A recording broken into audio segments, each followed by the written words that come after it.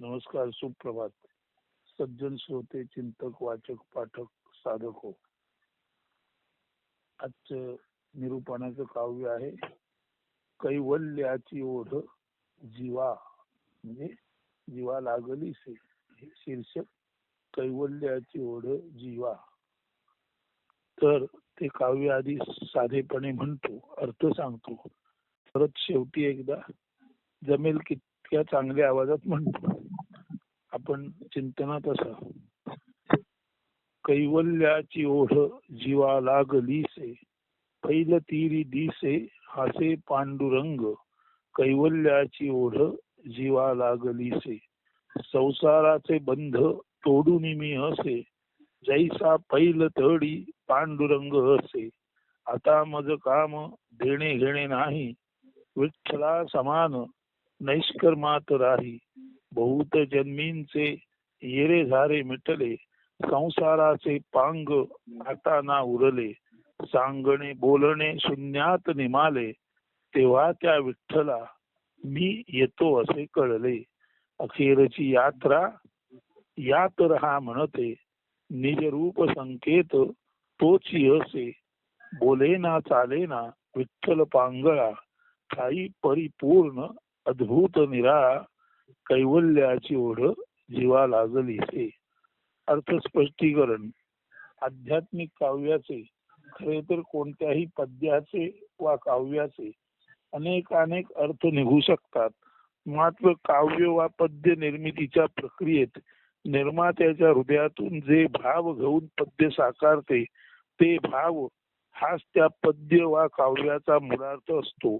म्हणून तो समजून घेणे महत्वाचे ठरते. नव्हे तसा अर्थ समजावून सांगणे हेही संबंधित रचयित्याचे वाचकांप्रती, म्हणजे वाचकांच्या दृष्टीने केलेले कर्तव्यच असते. तसे न होईल तर वाचक आपापल्या परीने अर्थ लावतात व परिणामता पुढे जाऊन मूळ निर्मात्याबाबत काहीतरी अनुचित गैरवाजवी समजही पसरू शकतात. यालाच वाचक प्रमाद म्हणतात. म्हणजे वाचकांकडून निर्माण झालेला अर्थ लावताना गोंधळ म्हणजे वाचक प्रमाद किंवा वाचकाद्वारे निर्माण झालेला गुन्हा म्हणतात, जो वाचकांकडून लेखकांबाबत घडताना दिसतो. त्यासाठी ज्ञानेश्वरी, गाथा यासारख्या जगन्मान्य ग्रंथांच्या निर्मात्यांनी आपापल्या रचनांचा सरळ गद्य भावार्थ तेव्हाच लिहून ठेवला असता तर बरे झाले असते असे वाटते. तसे न घडल्यामुळेच तर ज्ञानेश्वरांना अमुक तमुक ओवीमध्ये असे सांगायचे आहे किंवा तुकोबांना अमक्या तमक्या अभंगात असे म्हणायचे आहे, या पद्धतीने प्रवचनकार सांगत असतात. आपली बुद्धी युक्ती पणाला लावून ते आपले प्रवचन फुलवितात व श्रोत्यांना तल्लीन करून माना डोलवायला बाध्य करतात, भाग पाडतात. मात्र तरीही दोन प्रवचनकार सहसा पूर्णावशाने अशा अर्थ स्पष्टीकरणात एकमत झालेले दिसत नाहीत. असे घडते याचे कारण सरळ व गूढ अर्थ यामध्ये असलेले अंतर. हे अंतर हाच असतो प्रवचनकारांना मिळालेला स्वैर परवाना, जो वापरून ते ज्ञानोबा तुकोबांच्या आड राहून आपली मते आणि मतांतरे श्रोत्यांच्या माथी मारतात. अशा वेळी श्रोते वाचकांचा गोंधळ उडतो. त्यांना विशिष्ट ओवी वाचून एक अर्थ लागतो. खेरीज दोन प्रवचनकार त्याच ओवीबाबत आणखी दोन वेगवेगळे अर्थ सांगतात. एकेका ओवीचे दोन वा तीन अर्थ गोंधळासच कारणीभूत होतात. नेमके सत्य काय याचे उत्तर अशा वेळी संदर्भित विशिष्ट ओव्या व अभंगाबाबत मिळतच नाही. असा गोंधळ घेऊनच वाचक श्रोत्यांची यात्रा संपण्याची वेळ येते. शेवटी त्यांना वाटते अशा गोंधळापेक्षा काही वाचले नसते, ऐकले नसते तर खूप छान झाले असते. ते तसे म्हणूनही दाखवितात. ज्ञानाने गोंधळच वाढणार असेल तर अज्ञानी असणेच परवडले. ज्ञानाने गोंधळच वाढणार असेल तर अज्ञानी असणेच परवडले असा सूर असतो त्यांच्या बोलण्याचा. म्हणूनच विशेषतः आध्यात्मिक पद्य रचनांचा स्पष्ट गद्यार्थ संबंधित संत, महंत, लेखक, कवी, रचयिते यांनी लिहून ठेवणे अधिक योग्य वाटते. असतो. आता हे सर्व म्हटल्यानंतर प्रस्तुत लेखकाच्या सुद्धा लक्षात आलेले आहे की त्याचीही जबाबदारी आहे की त्याला नेमके काय म्हणायचे ते त्याने गद्यामध्ये स्पष्ट सांगावे. म्हणूनच आता आपण कैवल्याची ओढ जीवा लागलीसे या पद्याच्या गद्य अर्थाकडे पाहूया. जीवनाच्या संसारी तप्तभट्टीतून, जीवनाच्या संसारी किंवा सांसारिक तप्तभट्टीतून तावून सुलाखून निघालेला, मात्र जीवनापासून न पळता, संसाराला पाठ न दाखवता जीवनाचा ज्ञानार्थ भावार्थ शोधणारा हा साधक कवी रचयिता आहे. सत्य हाच परमेश्वर आहे. या रचयित्यासाठी, या कवीसाठी सत्य हाच परमेश्वर आहे.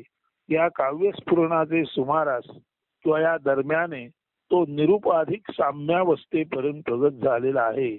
हे काव्य स्फुरण झालं त्या दरम्याने हा साधक किंवा हा काव्य रचयिता निरुपाधिक साम्यावस्थेपर्यंत ने तो साम्य अवस्थेच्या जवळ टोकाला पोचलेला आहे. आणि ती साम्यावस्था आहे याचा अर्थच तो कुठल्याही उपाधीपासून, विशेषणापासून, पदवीपासून स्वतःला दूर राखणारा, म्हणजे कुठल्याही मान सन्मान झाल्यानंतर संतती संपत्ती दर्जा या तऱ्हेच्या समाजात प्रतिष्ठित मानलेल्या सर्व गोष्टींपासून दूर राहणारा असा निरुपाधिक आणि समत्वापर्यंत पोचलेला आहे. हे काव्य स्फुरण झालं त्या दरम्याने हा काव्य स्फुरण ज्याला झाले तो निरुपाधिक साम्यावस्थेपर्यंत प्रगत झालेला आहे. जीवन हा फार मोठा किंबहुना महाभ्रम महामाया आहे याचा त्याला साक्षात्कार झालेला आहे. त्या मायेच्या बंधात, तिच्या बंधनात, सूत्रात, बेड्यांमध्ये, साखळीमध्ये न अडकण्यासाठी तिचे संपूर्ण धागे दोरे कंगोरे त्याने नीट तपासून अभ्यासले आहेत. मायेच्या साखळीत, बंधनात, बेड्यात, सूत्रात न अडकण्यासाठी मायेचे सांगोपांग निरीक्षण त्याने केले आहे. आणि मायेचे अंतर्बाह्य रूप, धागेदोरे, कंगोरे त्याने नीट अभ्यासले आहेत. असा अभ्यास तपासणी करताना त्याच्यामध्ये साक्षीत्व म्हणजे विटनेसिंग प्रकर्षित झाले. त्याच्यामध्ये हे सर्व तपास करता करता साक्षीत्व म्हणजे विटनेसिंग प्रकर्षित झाले आहे. जे तपासायचे, अभ्यासायचे त्यापासून तपासणीस अभ्यासक विशिष्ट अंतर राखून नसेल तर तपास किंवा अभ्यास उचित पूर्णत्वास जाणार नाही. तसेच तो अभ्यासायच्या तपासण्याच्या विषयाबाबत पुरेसा उत्साही साक्षेपी नसेल तरी अभ्यास तपासणी नीट होऊ शकणार नाही. नव्हे, अभ्यासाची तपासाची सुरुवातच होणार नाही. म्हणूनच अभ्यास हेतूने व अभ्यासापुरतीच जीवनाची गोडी, जीवनाचा रस त्याला मान्य आहे. जीवनाचा अभ्यास करण्यासाठी त्याच्याजवळ तळमळ आहे, पण जीवनाचा अभ्यास करताना जीवनाच्या मायेमध्ये गुंतू नये यासाठी जीवनाचा अभ्यास करताना सुद्धा तो जीवनाच्या मायेच्या प्रवाहापासून स्वतःला साक्षीत्वात ठेवून आहे. म्हणजे जीवनाच्या अभ्यासासाठी पुरेसा साक्षेप, प्रयत्न, तळमळ आणि त्याच वेळी जीवनाचा अभ्यास करता करता जीवनाच्या माया नदीमध्ये स्वतः वाहून जाऊ नये म्हणून त्याही वेळेला अभ्यास करताना सुद्धा अभ्यासासाठी तळमळ आणि ज्याचा अभ्यास करायचा त्या जीवनरूपी मायेत भोवंडून जाऊ नये, अडकून नष्ट होऊ नये म्हणून साक्षीत्व म्हणजे एकाच वेळी जीवनाबाबत साक्षीत्व आणि त्याच वेळी जीवन अभ्यासाची तळमळ अशा दोन्ही गुणांचा धनी हा साधक आहे. या कारणानेच म्हणून अभ्यास हेतूने व अभ्यासापुरतीच जीवनाची गोडी, जीवनाचा रस त्याला मान्य आहे. तितका तो रसिक आहेही, तितपत जीवन सन्निध आहे. तरीही मत चाकता चाकता अनिवार्य अंध अधीनतेत फसून चिकटून मरणाऱ्या मधुप्रासी माशीप्रमाणे तो जीवनाबाबत अति आसक्तही नाही. त्याला जीवनाची गोडी जरूर कळते. त्याला जसा माशीला मध आवडतो तसं जीवनातलं माधुर्य त्याला जरूर आवडतं. परंतु मध चाकता चाकता ती मधुमक्षिका मधात अडकून स्वतःचा अंत करून घेते.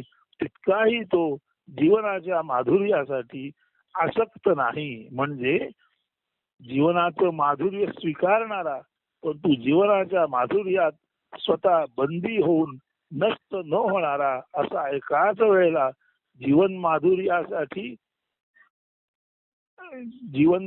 एकाच वेळेला जीवन माधुर्याची चव घेणारा, परंतु त्याच वेळेला अति आसक्ती पोटी जीवन माधुर्यामध्ये म्हणजे मायामोहामध्ये गाऊन बंद होऊन न फसणारा असा हा साधक आहे.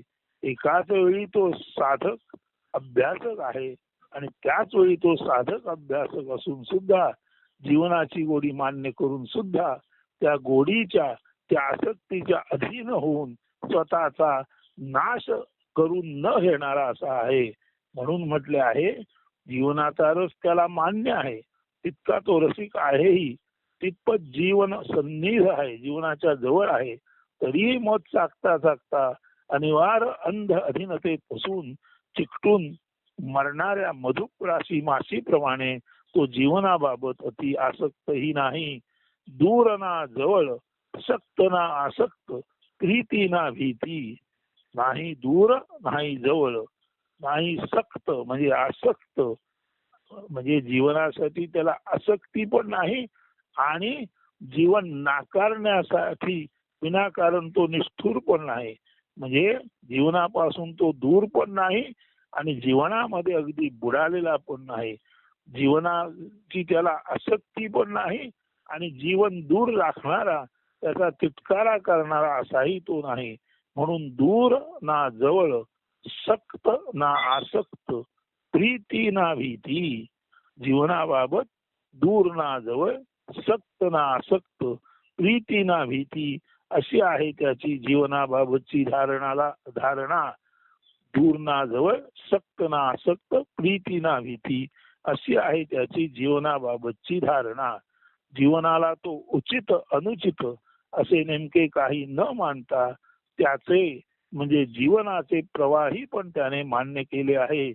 जीवन प्रवाह मान्य करूनही जीवनधारेत भिजूनही त्या प्रवाहात वाहत न जाताही जीवनसरितेच्या काठावरून तो जीवनाचे साक्षेपी अवधान साधून आहे.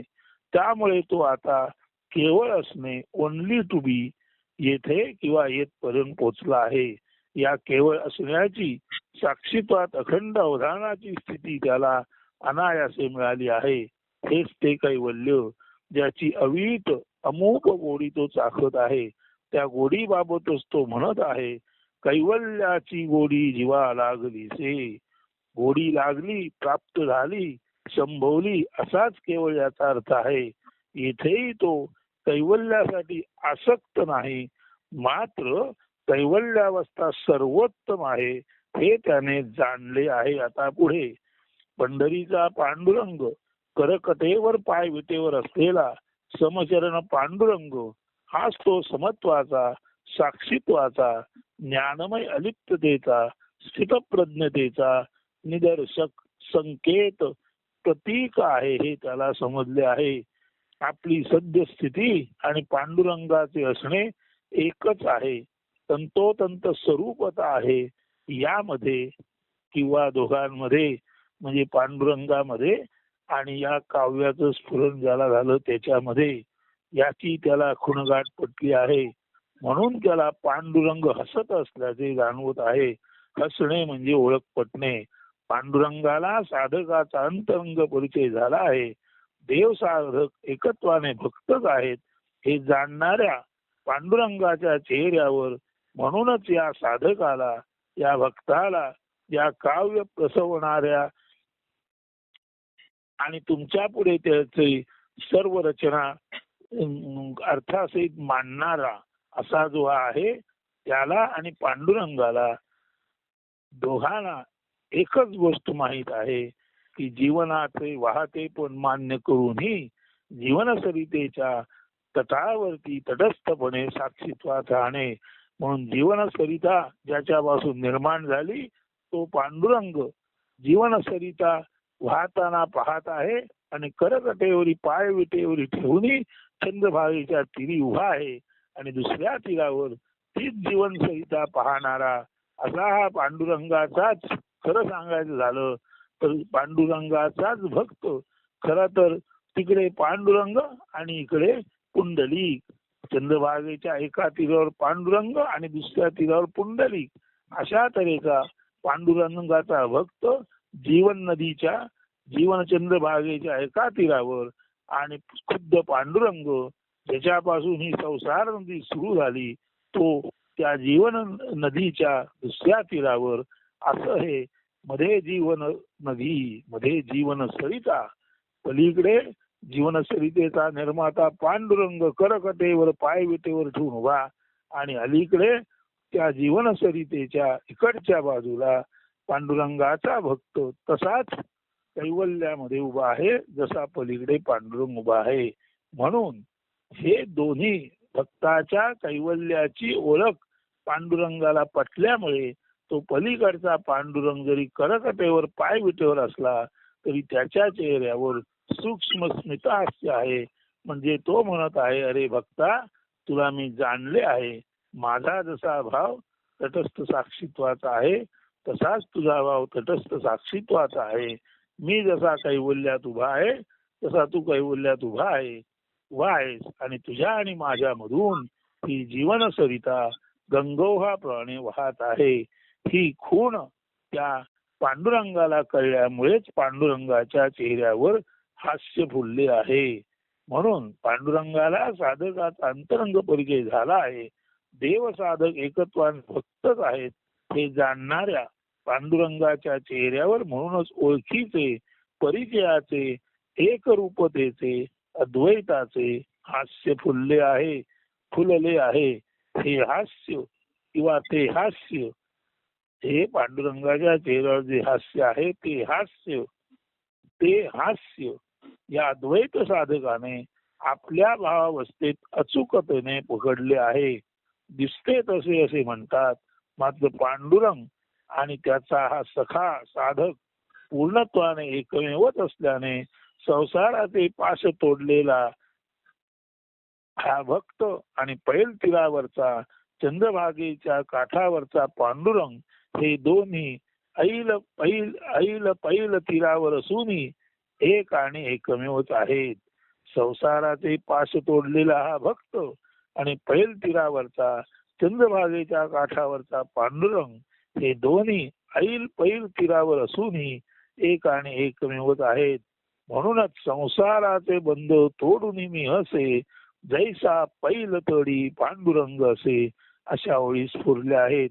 दोन्हीकडे असे आहे असे दिसे असे दोन्हीकडे संसाराचे बंध तोडून मी असे जैसा पैल तडी पांडुरंग असे दोन्हीकडे असे असं आला आहे.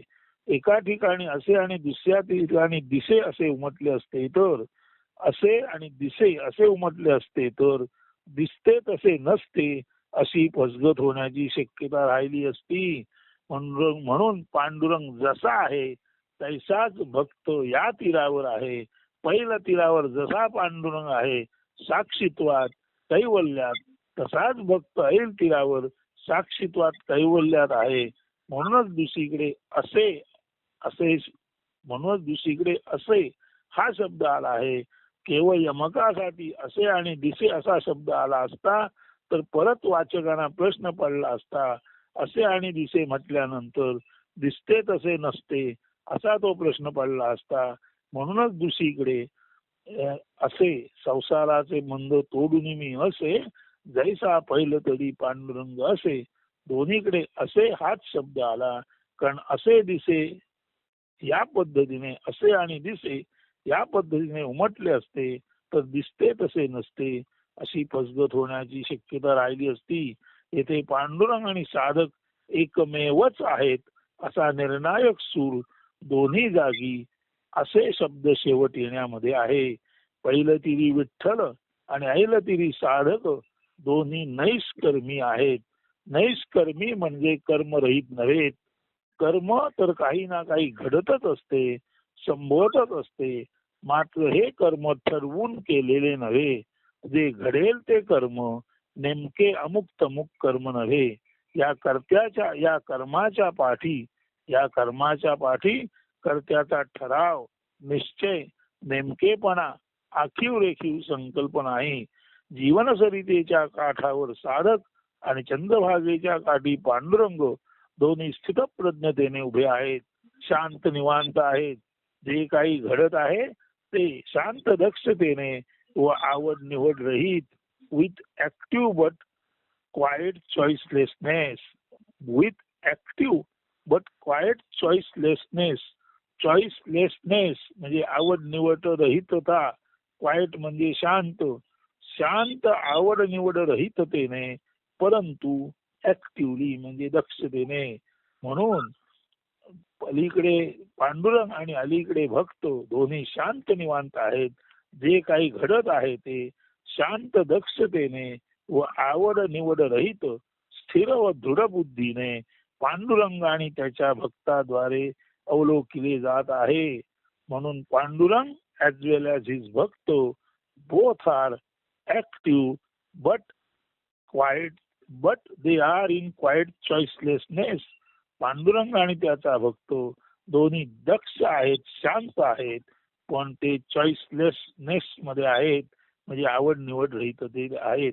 जे काही घडत आहे ते शांत दक्षतेने व आवड निवड रहित, स्थिर व दृढ बुद्धीने त्यांचे द्वारे अवलोकले जात आहे.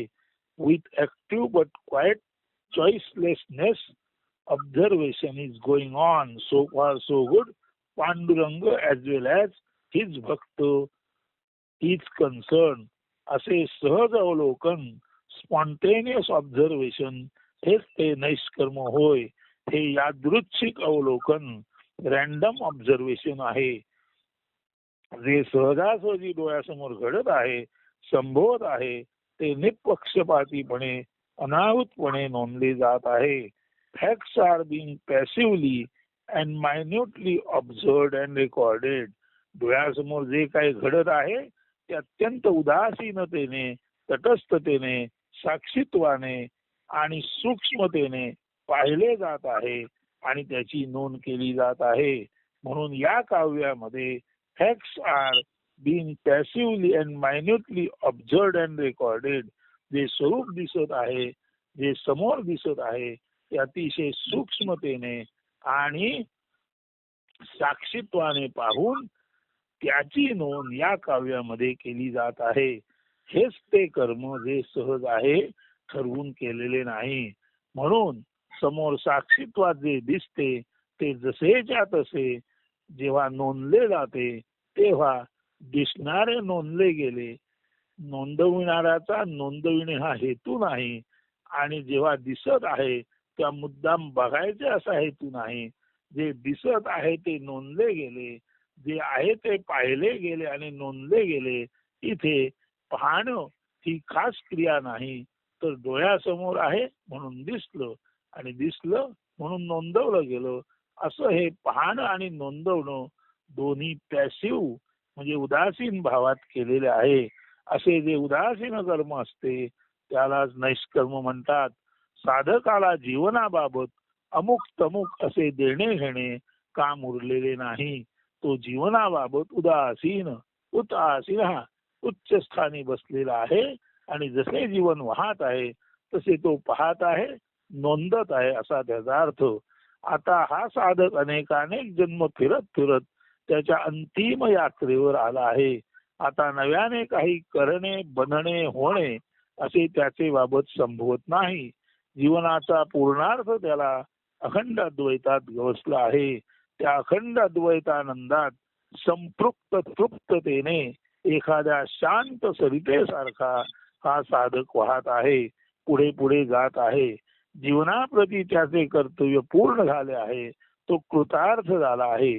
त्याने जीवनाला आपल्याकडून दिला जाऊ शकणारा सर्वतोपरी न्याय, दिले जाऊ शकणारे दान पूर्णत्वाने समर्पित केले आहे.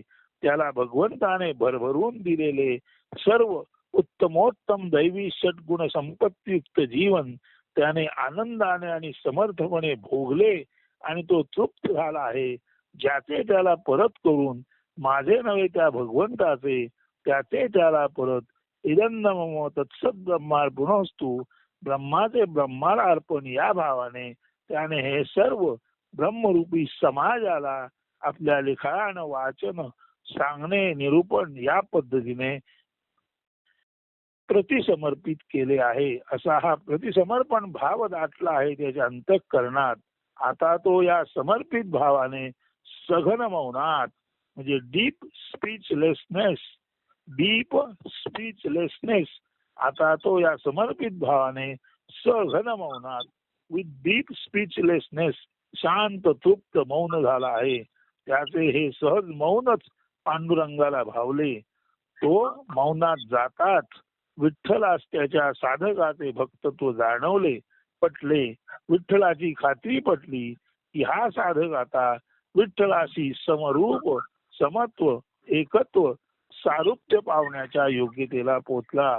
विठ्ठलाला कळले की त्याचा हा अनन्यसाधारण मौनामध्ये विसावलेला भक्त खऱ्या अर्थाने आता त्याचेच हृदय विठ्ठलाचे हृदय बनला आहे.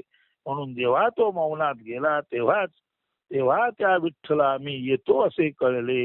म्हणून जेव्हा तो परिपूर्ण शांत मौनात गेला, साक्षीत्वात गेला, तेव्हाच त्या विठ्ठलाला कळलं की आता भक्त त्याच्याकडे यायची वेळ आली आहे. तेव्हा त्या विठ्ठला मी येतो असे कळले. हे नीट समजून येण्यासाठी वाचक हो, श्रोते हो, तुम्ही ऐकताना पुरेसे सजग, संवेदनशील असावे लागते. संसारी जगाचे सारे देणे घेणे फेडून साधक मोक्षाप्रत पोचता मौनात जातो आणि त्या मौनात असतानाच विठ्ठलाला कळते की आता आपल्यातून जीव म्हणून बाहेर गेलेला अमुक तमुक आता परत शिवत्वाला म्हणजे आपणाला येऊन भेटण्यास पात्र झाला आहे. आता ही अखेरची यात्रा, अखेरचा जन्म आहे. या यात्रेत यात रहा, यात्रा म्हणजे यात रहा, या यात्रेत यात रहा असा संदेश भगवंत साधकाला देत आहे. यात रहा म्हणजे निजरूपात किंवा सर्व जाणीवा जेथून स्पंदित होतात त्या हृदयागारातील कुटस्थ भगवंताच्या जागी राहा. प्राण जेथून प्रस्फुटित होतात तेथे अनुसंधान साधून असणे याला म्हणायचे साधना. प्राण जेथून प्रस्फुटित होतात तेथे अनुसंधान साधून असणे याला म्हणायचे साधना. या साधनेत साधायचे मिळवायचे काही नसते. फक्त सर्व जाणीवांच्या मुळाशी, चैतन्याच्या उगमाशी निस्तब्ध राहायचे असते. हीच ती यात्रा. यात रहा हा निजरूपात केवळ असण्याचा किंवा कैवल्याचा संकेत आहे. तो संकेत समजून ज्याचे द्वारे त्याचे शहाणपणाने सहज अवलंबन संभवते, घडते, तो तत्क्षणी मुक्तच असतो. तो तत्क्षणी मुक्तच असतो. To be free at once किंवा तत्काल मुक्ती ती हीच. मात्र यात्रेत सामावलेले यात्रेकरी यात न राहता किंवा निजरूपात स्थिर न राहता जत्रेत म्हणजे जात राहा म्हणजे बाहेर ख्याली पद्धतीने बाहेर जगात फिरत असतात. तेव्हा यात राहा म्हणजे निजरूपात राहणे महत्वाचे आहे. जत्रेत राहणे म्हणजे बाहेर जात राहणे मूर्खपणाचे आहे. जात राहणे म्हणजे आत न राहता जत्रा म्हणजे जात राहा. जात राहणे म्हणजे आत न राहता निज रूपात न राहता मनाचे बाहेर खाली असणे किंवा मनाचे बाह्य विषय वासनात गुरफटणे असा अर्थ आहे. यात्रेत असा म्हणजे निज रूपात असा, जत्रेत म्हणजे बाहेर खाली विषय वासनात नको. यात्रेत असा जत्रेत नको, निजरूपात असा बाहेर खाली विषय वासनात नको असा हा संदेश यात्रेत राहा जत्रेत नको या काव्याद्वारे भगवंत सर्व भगवत भक्तांना साधकांना मुमुक्षुना देत आहे. असा कैवल्यात केवळ स्नेहपणात किंवा in the state of only to be जो जो असतो तो प्रत्येक जण पांडुरंगच असतो. तो विटेवरचा पांडुरंग काही न बोलता न चालता जाग्यावरून तसूभरी न हलता युगानुयुगे उभा आहे. तो काही करीत नाही. मात्र त्याचे सामर्थ्य असे अद्भुत आहे की त्या नैष्कर्मी विठ्ठलाला भेटण्यासाठी त्याचे दर्शनार्थ हजारो लाखो भक्तगण युगानुयुगे लोटली तरी अखंडिततेने येतच आहेत. ही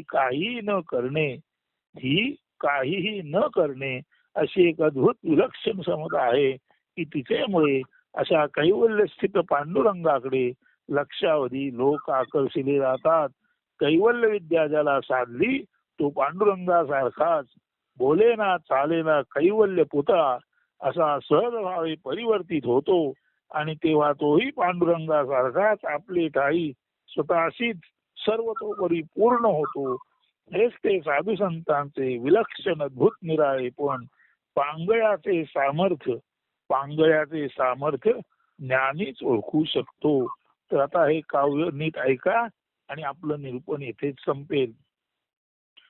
कैवल्याची ओढ जीवाला से पैल तीरी